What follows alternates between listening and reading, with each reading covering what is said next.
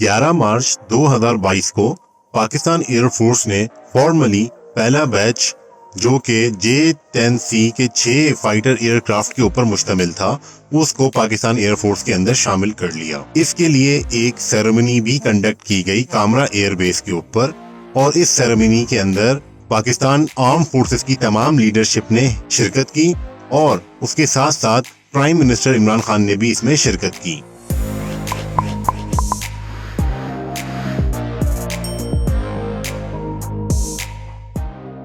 Fighter jet J-10C को dragon of the east कहा जाता है और इसको चाइना की एक सरकारी कंपनी ने, जिसका नाम है aviation industry corporation of China, उसने इसको मैन्युफैक्चर किया है। इस फाइटर जेट की खासियत ये है कि ये एक ऑल वेदर एयरक्राफ्ट है, यानी कि सख्त से सख्त गर्मी हो या सख्त से सख्त सर्दी हो, इसकी फंक्शनैलिटी के ऊपर कोई असर नहीं पड़ता। इसके अंदर एक सिंगल इंजन लगा हुआ है और इसके अंदर बैठने की सिर्फ एक पायलट की जगह है। ये एक मीडियम साइज जेट एयरक्राफ्ट है जो कि JF-17 थंडर, जिसको पाकिस्तान और चाइना ने मिल के प्रोड्यूस किया था, उससे कहीं ज्यादा ताकतवर और खतरनाक है। इस फाइटर जेट की सबसे बड़ी खासियत ये है कि ये एक ही वक्त में बहुत ज्यादा मुख्तलिफ टारगेट को सेट कर सकता है और उनको प्रिसाइसली हिट कर सकता है। अगर पायलट की विजिबिलिटी बिल्कुल जीरो हो जाए तब भी ये टारगेट को एक्यूरेटली सेट कर सकता है और उनको प्रिसाइसली अटैक कर सकता है।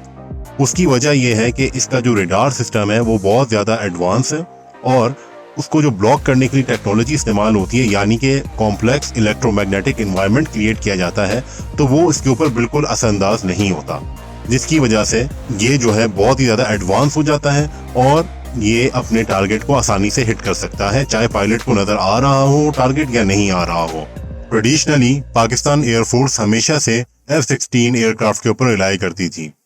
लेकिन वक्त गुजरने के साथ साथ F-16 तैयारा जो है उसकी जो टेक्नोलॉजी है वो बहुत ज्यादा आउटडेटेड हो चुकी है और ये टेक्नोलॉजी अब लेटेस्ट टेक्नोलॉजी के साथ compete नहीं कर सकती। J-10C एयरक्राफ्ट जो है वो लेटेस्ट